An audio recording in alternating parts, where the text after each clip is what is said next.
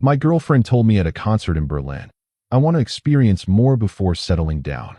I applauded her honesty, walked out before the encore ended, redirected my energy into a venture I delayed, and news of it reached her eventually. I want to experience more before settling down. She said it leaning close to my ear, her voice barely above the wall of sound crashing from the stage. The band was mid-set, 3 songs from the encore, and the crowd around us was pressing forward like a tide that had no interest in going back. I felt the words hit me somewhere behind the sternum. Not like a punch, more like a key being turned in a lock I didn't know existed. I stood there for exactly 4 seconds. I counted, because in that moment, time did something strange. It slowed down while everything else continued at full speed. The bassist was slapping strings somewhere behind a curtain of smoke. The crowd was screaming. Petra was watching my face with the careful expression of someone who had rehearsed this moment more than once. And I clapped. Not mockingly, not bitterly. I turned to her, looked her directly in the eyes, and applauded. 3 clean claps. She blinked. I smiled, not a sad smile, not a performance, just the genuine reflex of a man who had just been handed something honest in a world full of noise. And I turned toward the exit sign glowing red above the crowd. I did not look back. I did not wait for the encore. I walked through the bodies, through the heat, through the thick smell of spilled beer and dry ice. And I pushed open the metal door into the Berlin night. The cold hit me like a second sentence to the one she'd already delivered. I stood on the cobblestones outside and exhaled. And that was the exact moment, I think, that everything began. Hey viewers, before we move on to the video, please make sure to subscribe to the channel and hit the like button if you want to see more stories like this. Let me back up. Not far. Just enough to give you the picture without drowning you in it. I was 29. Petra and I had been together for 2 years and 4 months. We'd met in Amsterdam at a design conference where she was presenting, and I was sitting in the second row with a coffee I hadn't touched because I was too busy listening. She was the kind of person who made rooms feel smaller in the best way. She filled space with energy, with opinions, with this particular laugh that always seemed slightly too large for the venue. We fell into each other fast. That part felt easy. The harder part was the part that came later, quietly, in the way that hard things usually do. We'd been living between cities, her apartment in Cologne, mine in a rented flat near the Tiergarten that I'd been meaning to give up for 6 months, but kept extending the lease on because the decision felt like admitting something. I worked in product development for a mid-sized tech firm. Good salary, good colleagues, the kind of job that looks excellent on paper and feels slightly hollow on a Tuesday morning when you're staring at a ceiling you don't own. I had a side idea. I'd had it for 3 years. A platform, not glamorous, not revolutionary in the way that gets you magazine covers, but practical in the way that makes real money when you actually build it. It was a logistics coordination tool for independent event vendors, the kind of people who supply lighting, staging, sound equipment across European festivals and concerts and corporate events, connecting them to bookers through a single interface, eliminating the 12 email chains and the missed invoices and the scheduling collisions that cost everyone money. I'd mapped it out. I had a business partner, Felix, my oldest friend, who had the technical architecture side and had been telling me for 2 years that we were ready to build. But I'd been waiting for the right time, waiting for stability. And if I'm being brutally honest with myself, which I have since learned is the only honest way to be, I was also waiting because Petra and I were building towards something, and I did not want to tip the balance. She liked security. I thought I could be both things at once, the stable presence and the person who eventually did the thing. That was my mistake. Not the waiting itself, the waiting for someone else's comfort at the cost of my own momentum. The Berlin concert had been her idea. We'd driven up from Cologne on a Friday, checked into a hotel near Mid, and spent the day doing what couples who are quietly fraying at the edges sometimes do. We moved through the city as if the beauty of it could hold us together. We went to a gallery. We had coffee in a place with exposed brick and no natural light that somehow made everyone look better. We walked along the canal. She was on her phone more than usual. I noticed and said nothing. She was distracted in the way that people are when their thoughts are somewhere else, and they're waiting for the right moment to relocate their body there too. I noticed that too, and I said nothing about that either. That's a pattern, I think. The way we sometimes recognize danger coming and hold very still, as if moving might trigger it sooner. We ate dinner at a place on Castanian Alley that she'd found online. The food was excellent. The conversation was careful. She was affectionate, touched my hand across the table, laughed at things I said, leaned into my shoulder when we waited outside for the venue doors to open. But underneath all of it was something thin and translucent, like ice in early March. You can see through it. You just can't trust it. The venue was an old converted warehouse in Kreuzberg. The band was one we both loved, a Berlin outfit that had been making dense, layered music for about a decade, the kind of sound that doesn't demand your attention so much as it simply occupies every room in your head. We got in close. She held my hand. The first two songs were exactly what I needed them to be. By the third song, I could feel her pulling slightly, not physically, just energetically, the way someone stands next to you and is already partially somewhere else. By the sixth song, she was quiet in a way that was different from enjoying music. And then, between the sixth song and the seventh, in that gap where the crowd noise swells and the band resets, she turned to me. She leaned in, and she said it. I want to experience more before settling down. Outside on those cobblestones, I called Felix. It was close to 11 at night. He picked up on the second ring because Felix has always been built like that. Available, reliable, the person you call when you need someone who skips the preamble.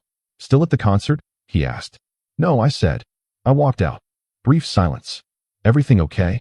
I thought about how to answer that and realized I didn't want to perform anything. Not sadness, not bravado, not confusion. Petra and I are done, I said. He said nothing for a moment. Not the nothing of discomfort, the nothing of someone who understands that the next sentence matters. I'm sorry, he said. Don't be, I told him. She was honest about it. I respect that more than I can explain right now. Another silence. Then, do you want to talk about it? Or do you want to build the thing? And I actually laughed. Standing on cold Berlin cobblestones at 11 at night, 2 years of my life just rerouted with 9 words at a concert, I laughed at the question, because Felix had been asking a version of it for 2 years, and this was the first time I had a clear answer. Let's build the thing, I said. He said, I'll pull up the files. I walked back to the hotel. Petra wasn't there yet. I sat at the small desk by the window and looked out at the street below, where a tram was sliding silently past, and a couple was walking a dog that seemed to have strong opinions about a particular section of pavement. I felt strangely calm. Not numb. I want to be clear about that, because numb is a different thing. Numbness is the absence of feeling. This was actually the presence of clarity, clean, cold, and bright, like the air after a long rain. I wasn't angry at her. I want to make that plain because people often expect anger to be the first thing, and sometimes it is. But what I felt sitting there was something more like recognition. Recognition that for the last several months, maybe longer, I had been storing my real energy somewhere, keeping it in a holding pattern, rationing my ambition to fit the shape of a relationship that had been quietly communicating its own uncertainty for a while. She'd said what she said. She'd meant it honestly. And the honest truth on my side was, the version of me she might have been settling with would not have been my best version anyway. So in a strange way, the math worked out. She came back to the room around 1 in the morning. The Encore had long ended. I was still at the desk, working through a shared document Felix and I had open, a revised version of our pitch deck that we'd been procrastinating on for 3 months. She came in quietly, stopped when she saw me at the desk with my laptop open. You're working, she said. Yes, I said. She set her bag down. She looked at me with the expression of someone who had spent the last 2 hours preparing for a particular conversation and was now slightly thrown by the scene she'd walked into. You're not angry, she observed. No, I said. Are you sad? I thought about it honestly. A little, I said. But mostly I'm focused. She sat on the edge of the bed. She'd probably expected tears or silence, or that particular male anger that occupies a room like a weather system. She got none of those things. I think that confused her more than any of the alternatives. I meant what I said tonight, she started. I just think. Petra, I said gently. You don't need to explain it. She blinked. I heard you clearly, I told her. And I think you're right that you should have what you want. That's it, she asked. What else should there be? I asked. She stared at me for a long moment. You're not going to fight for this. I set the laptop down and gave her my full attention. If you need me to fight to make you want to stay, then wanting you to stay stops making sense, I said. You told me what you want. I believe you. We should both go get what we actually want. She didn't say anything for a long time. And then, quietly, I thought you'd be devastated. Part of me is, I said honestly, but a bigger part of me just remembered what I'm supposed to be doing. We drove back to Cologne separately the next morning. She took the train. I drove. It was a long drive, and I didn't play music. I thought about things with the focused kind of attention that only seems available after a major emotional event, when the usual noise in your head suddenly drops out and you're left with the actual frequency of yourself. I thought about the platform. I thought about Felix's timeline. I thought about the funding conversation we'd been putting off. I thought about all the half decisions I'd been accumulating for 2 years, stacking them up like unread mail, telling myself I'd deal with them when the circumstances were better. The circumstances were now whatever I made them. I moved my remaining things out of the Cologne arrangement over the following week. There was no drama. Petra and I texted a few times, logistically, practically. She was apologetic in the careful way of someone who feels guilty about something they don't actually regret. I was warm in the genuine way of someone who has processed something and come out with their respect for the other person more or less intact. I won't pretend it didn't hurt. 2 years doesn't dissolve in a weekend. There were evenings in that first month where the quiet in my flat was its own kind of presence, heavy and specific, like it knew exactly what was missing. There were moments when I'd reach for my phone out of habit and then remember. There was a particular Saturday morning in early November when I woke up to gray light through the curtains and felt, very completely, the weight of being alone. But here's the thing about moving forward when the alternative is staying still. It doesn't require you to not feel the weight. It just requires you to move anyway. Felix and I started working seriously in October. We gave ourselves a deadline, have a working prototype and a clean pitch by February. We met every Tuesday and Thursday evening, usually on a video call, sometimes in person when he came to Berlin or I went to Hamburg where he'd relocated. The work was absorbing in the way that real work is, not entertaining, not glamorous, but deeply engaging in the way of problems that actually matter. We hit walls regularly. The architecture of the matching system was more complex than Felix's initial design suggested. The data privacy regulations for operating across multiple EU countries required us to bring in a legal consultant, a sharp woman named Nadia, who had a gift for explaining complicated things without softening them. We revised the pricing structure 4 times. We interviewed 37 potential users, event vendors, production coordinators, festival logistics managers, and what they told us reshaped about 40% of what we thought we knew. This is the unglamorous part of building something real. Not the vision, not the launch, not the funding announcement with the clean logo and the congratulations from people who barely know you. The 37 interviews. The 4th pricing revision. The Tuesday evenings when you're tired and the problem isn't solved and the deadline is closer than the solution. That was October, November, December. That was what I was doing while Petra was apparently doing what she'd said she wanted to do. I heard about her through mutual connections. The way you do when you share enough friends and contacts that news travels in your direction whether you asked for it or not. She'd started seeing someone fairly quickly after Berlin. A photographer named Tobias who did editorial work and traveled consistently. Someone had mentioned it in passing, in the tone people use when they're not sure if they're delivering news or pain. I said, "That's good. I hope she's happy." And I meant it. Not with gritted teeth. Not with performance. I meant it the way you mean something when you've genuinely released it. She'd wanted more experience. She was getting it. Good. I was building something. We were both doing the thing we needed to do. February came, and the prototype was not where we wanted it. We pushed to April. April became June. But by June, we had something that worked cleanly, and we had 3 potential users who had agreed to pilot it for free in exchange for being able to shape the feature development. One of them was a production company that handled staging for mid-size festivals across Germany, Belgium, and the Netherlands. The second was an audio equipment rental company in Munich. The third was a lighting coordination firm run by a man named Anton, who had the particular combination of practical intelligence and genuine charm that made people want to do business with him.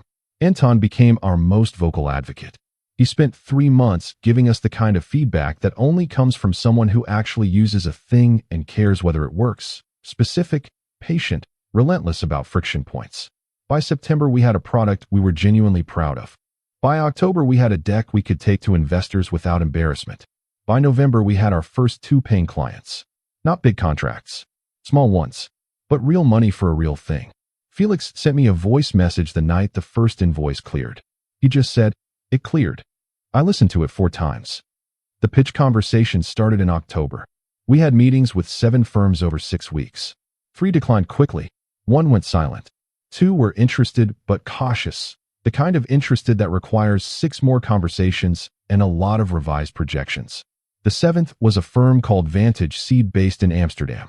They had a particular focus on B2B infrastructure tools in the events and entertainment space, which meant they understood our vertical in a way the others hadn't. The lead partner, a man in his early 50s named Benedict, had a particular habit of asking questions that started broad and narrowed precisely, like a lens finding focus. He asked, "What makes you the person to build this?" I said, "I spent a decade watching this problem exist and 2 years mapping exactly how to solve it." He said, "What stopped you from starting earlier?" I thought about Berlin. I thought about the cobblestones and the Encore and the red exit sign. I said, "I was waiting for circumstances to be ready. I learned that they don't get ready on their own." He nodded slowly. He said, "That's an honest answer." He said it like it was notable. Like honesty in a pitch meeting was unusual enough to deserve acknowledgement. Maybe it was. Vantage Seed came back to us in late November. They offered a seed round that was smaller than our ideal but larger than our minimum. Clean terms, a reasonable board structure, a 3-year runway if we managed carefully. Felix and I spent 2 days going through it with Nadia, who approached every clause like it was personally trying to get away with something. We signed in December. On a Tuesday. Of course it was a Tuesday. We'd built the whole thing on Tuesdays. The announcement went out in January. Felix handled most of the public communication, press release, the LinkedIn post, the brief piece in a German trade publication that covers tech in the events industry. It wasn't a splashy announcement. We weren't trying to be a unicorn. We were trying to be a useful, profitable, enduring tool for a specific community of people who needed it. The response was good. Not viral, not trending, but steady. The kind of attention that comes from the right people in the right circles rather than the wrong people in the wrong ones. Within a week, we had 11 inbound inquiries from potential clients across 4 countries. Within 3 weeks, we had converted 4 of them. Felix called me the night the 4th one signed. He said, "Remember that Tuesday in October last year when we thought the architecture was completely broken?" I said, "Which Tuesday?" He said, "Fair." The first time Petra's name came up after Berlin was in late December, just before the signing. A mutual friend, a woman named Celine who had been close to both of us and had navigated the aftermath with considerable grace, mentioned it carefully over dinner. She said, "Petra has been asking about you." I said, "What kind of asking?" Celine considered this. "The kind where you ask someone how a person is doing, but you really mean something else," she said. I processed that. "She's still with Tobias?" I asked. "I think that ran its course," Celine said. She watched my face for a reaction. I gave her an honest one, which was a small nod and nothing dramatic. "She's allowed to ask how I'm doing," I said. "That's all it is." Celine looked at me with the particular expression of a person who knows more than they're currently sharing but is waiting for you to ask. I didn't ask, not because I didn't feel anything, but because I had learned the difference between curiosity and invitation, and I wasn't ready to extend the latter. The announcement reached her in January. I know because Celine texted me on a Thursday morning with a message that said, she saw the article. I sat with that for a moment. Then I put my phone down and went back to the onboarding document I was writing for the 4 new clients. I thought about it again that evening. I tried to sort through what I felt about it honestly, the way I'd been practicing for the past 14 months, not performing emotion, not suppressing it, just looking at it clearly. What I felt was something layered. There was satisfaction, yes, but not the petty kind. Not the kind you feel when someone who hurt you sees you doing well and you want to rub their face in it. That kind of satisfaction is actually just old pain wearing a winner's costume. What I felt was more like completion, like a sentence that had been left without punctuation for a year had finally been given a period. She'd said what she said in Berlin. I'd done what I'd done after Berlin. And here we were, each of us further down the road we'd chosen. That felt like the right outcome. That felt like the thing actually working the way it was supposed to. She reached out in February, almost exactly 14 months after the concert. The message came on a Sunday evening. It was measured and careful, the way you write something when you've rewritten it several times. She said she'd seen the announcement and wanted to say she was genuinely happy for me. She said she'd been thinking about Berlin. She said she hoped I was well. She said she wasn't sure she deserved the right to say any of it, but she wanted to anyway. I read it twice. I set the phone face down. I made coffee. I stood at the kitchen window watching the street for about 5 minutes. Then I picked the phone back up and wrote back. I said, "I'm well. Really well. I hope you are too. No debt owed. You were honest with me, and I've always respected that. She replied within a few minutes. She said, "Can I ask you something?" I said, "Sure." She said, "Were you angry at me?" "Even a little." I thought about this carefully. "For a few days," I said. "Not at you exactly. More at myself for not listening to what I already knew." She said, "What did you already know?" I thought about the ice in March. The tram sliding past at 11 at night. The thin, translucent thing under all those careful dinners and canal walks. That we were both waiting for different things to begin, I said. And that the longer we stayed together, the more we were delaying each other. Long pause. Then, "That's very generous." "It's just accurate," I said. Another pause. Then, "I think about that night sometimes." You just clapped and walked out. I didn't understand it then. "Do you understand it now?" I asked. She said, "I think you were doing the only thing that made sense." I said, "So were you." We met for coffee about 3 weeks after that. A neutral place, a cafe near Mid, not anywhere we'd been together before, which felt like a small but important detail. She looked well, different in a way I couldn't quite name, less curated, maybe, like she'd stopped performing and started inhabiting. She looked like someone who had also been going through the process of becoming more accurately herself. We talked for 2 hours. Not about the relationship, not in the way of rehashing or reassigning blame. More like two people who had known each other well and were now updating each other on what the knowing had been updated to. She'd left the design agency she'd been at for 4 years. She was freelancing now, doing the kind of experimental work she'd always said she wanted to do but had been too cautious to pursue. She was going to Rotterdam in the spring for a residency. She seemed genuinely engaged with all of it in the way that people are when they're doing the actual thing rather than the safe approximation of it. I told her about Felix, about Nadia and the contracts and Benedict and the Tuesday we signed. She listened carefully and asked good questions, the kind that come from real interest rather than performance. At one point she said, "You seem different." I said, "How?" She said, "Like you're inhabiting your own life more fully." I thought about the desk by the Berlin hotel window, the cobblestones, the first invoice clearing. "I think I am," I said. She nodded. "I think I am too," she said. We sat with that for a moment. Not with sadness, exactly. More with the particular feeling that comes when you look at something clearly and see it as it actually was. Not as you wished it had been, not through the filter of what you'd wanted it to be. We had been good for each other in the ways we'd been good. We had also been limiting each other in the ways we'd been limiting. And the most honest thing either of us had ever done in that relationship was what happened in Berlin, her saying the true thing, and me refusing to make it into something it wasn't. Before we left, she said, "Can I ask one more thing?" I said, "Yes." She said, "The applause. Why did you actually do that?" I thought about it. "Because you said something true in a moment when it would have been easy to say something comfortable," I said. That deserved acknowledgement. She looked at me for a long moment. "Most people would have cried, or argued, or gone cold," she said. "I almost did," I said honestly. "But I chose the other thing." She nodded slowly. "I think that was the most remarkable thing anyone has ever done in response to something I said," she said quietly.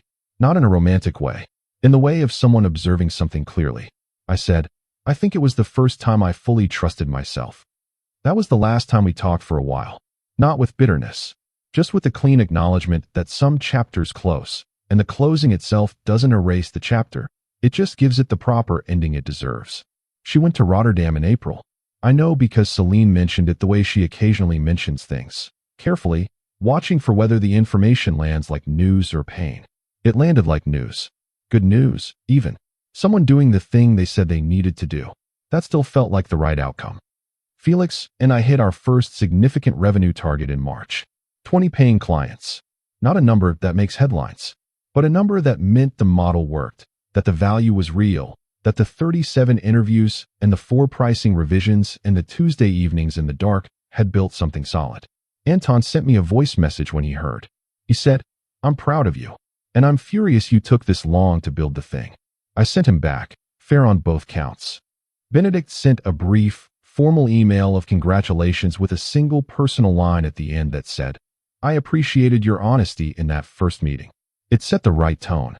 Felix took us both out for dinner in Hamburg on a Thursday in March. Him, me, Nadia, and Hannah, who Felix had been seeing for about 8 months and who had a dry, precise sense of humor that made every dinner better than it had any right to be. We ate well and drank carefully and talked about the next 12 months. We talked about the Dutch market. We talked about a possible integration with a Nordic event management software company that had reached out the previous week. We talked about hiring. We talked about what we were building toward. I drove home late that night on the highway with the city lights fading behind me and the dark fields of northern Germany stretching out on both sides, and I felt something I want to try to describe accurately. Not happiness exactly. Happiness is too small and too temporary a word for what I mean. What I felt was something more like alignment. Like the life I was living and the life I was supposed to be living had finally become the same thing. Like I was running on the engine I was actually built to run on. I think about the concert sometimes. Not often, but sometimes when I'm in a particular kind of reflective mood. Usually late at night. Usually when I'm working on something hard and need a moment to pull back. I think about the smoke and the crowd pressing forward and the red exit sign. I think about those 9 words in my ear. And I think, that was a gift. A complicated, painful, perfectly timed gift. She gave me the truth at the exact moment I needed it most. When I was standing in a dark room full of noise, waiting to clap for a song I already knew by heart, stalling for time on a life I kept telling myself I'd start next month. She said, I need more. And by saying it, she freed me to want more too. There's a version of this story where I'm angry, where I tell you about the 2 years I invested, the stability I maintained, the version of myself I kept slightly muted so the relationship could breathe at a comfortable temperature. There's a version where I'm the wronged party, nursing the wound, tracking every indicator of her less than ideal choices in the aftermath, cataloging them with the particular pleasure of someone who was right about someone being wrong about them. I've seen people live that version. I understand its appeal. Pain wants a story where it's the protagonist. But I don't think that version is actually useful. I think it would have kept me in a dark room. I think it would have made the walk to the exit sign feel like a retreat rather than a beginning. And I think the most honest thing I can say, to myself, to you, to anyone who's ever stood in a crowd and felt the specific vertigo of having the floor pulled out from under them, is that the other person's truth, even when it cost you something, is still their truth. You don't have to celebrate it. You don't have to thank them. But respecting it is the beginning of respecting yourself. The platform has a name now. We finalized it in February, about a year after the signing. Felix wanted something technical. I wanted something human. We argued about it for 2 weeks in a way that was entirely productive and only slightly exhausting. We settled on Voro. No particular etymology, nothing forced. It just felt like the shape of what it was. Compact, functional, slightly unexpected. Voro went live with a proper public launch in April. Small ceremony. Mostly digital. Benedict said a few words on a call. Anton sent a crate of wine that arrived 2 days later with a note that said, "For when you finally close the deal that makes this unremarkable to send." I put the wine in the back of my kitchen cabinet. I'm saving it for the right Tuesday. The last thing I want to tell you is something that happened in May. I was at a small event in Amsterdam, a networking evening for people working in the events technology space, the kind of thing that's exactly as tedious as it sounds, but occasionally produces a conversation worth having. I was standing by the window with a glass of something adequately dry, talking to a woman who ran a production coordination company in Brussels, when she said something that stopped me. She said, "I've been using Voro for 3 months. It's changed how we work." She said it the way people say things when they mean them, without theater, without qualification. "The matching algorithm," she said. "How did you get it to understand the difference between what vendors say they can do and what they can actually deliver?" I thought about the 37 interviews. I thought about Anton, who had spent 3 months telling us precisely where the friction was. I thought about all the Tuesday evenings when the problem didn't have a solution yet, and we worked anyway. "We listened to a lot of people who'd been burned by the gap," I said. She nodded. "That shows," she said. And I thought, that's it. That's actually the whole thing. Not the funding, not the announcement, not the number of clients, not the dinner in Hamburg or the crate of wine or the voice message from Felix when the invoice cleared. The actual thing is that somewhere between a Berlin exit sign and a Tuesday evening in a shared document, I built something that does what it says it does for people who actually need it. That's it. Everything else is circumstance. Petra is in Rotterdam. I'm in Berlin, properly this time. Not renting, not extending a lease month by month, not keeping one foot somewhere else. We are not together. We are, I think, versions of ourselves that those 2 years helped make, the way that most experiences, even the ones that end, contribute something real to whoever you become after them. She was honest with me in a dark room in Kreuzberg. I walked out. I redirected. I built. The news reached her. And somewhere in all of that, I think we both got what we said we wanted, which is probably the cleanest possible ending to a story that could have been much messier. I don't tell this story to point at her. I tell it because I think there's a particular kind of person, maybe you're that person, who has a thing they keep meaning to start, a version of themselves they keep meaning to become, a venture or a creative project or a complete rethinking of how their days are organized, and they keep waiting. Waiting for the right time. Waiting for the circumstances to align. Waiting for the people around them to be ready. And I want you to know, they don't get ready. The circumstances don't improve on their own. The right time is whatever time you decide to stop naming reasons and start naming what you're building. Mine came on a cold night on Berlin cobblestones with the faint sound of an Encore dying behind a metal door. Yours is probably quieter, but it's already here. You just have to walk toward it. 3 claps. That's all it took. To close one door and notice, for the first time in a long time, that I was the only one standing between myself and everything else.